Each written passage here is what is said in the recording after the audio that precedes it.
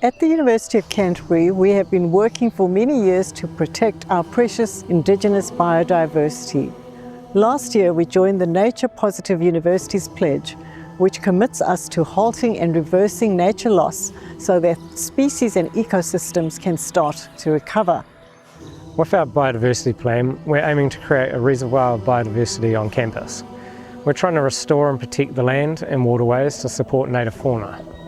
We want the campus to be a stepping stone in the ecological link through the city, ki uta ki tai, connecting the mountains to the sea.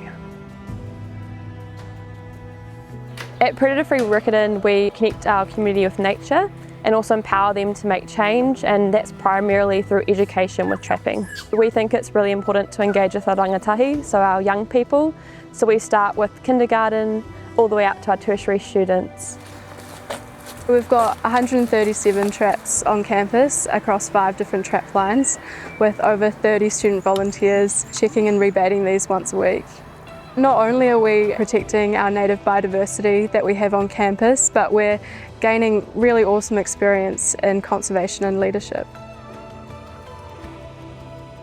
The greatest threat to native birds is introduced predators. So the predator control is trying to reduce that risk or threat to the native birds. And so over the last few years, I've been monitoring nest success. Since trapping began, nest success has more than doubled. The other thing we're seeing is a spread of native birds across campus. So in places you never used to hear native birds sing, like bellbirds and grey warblers, you can hear them all over the place now.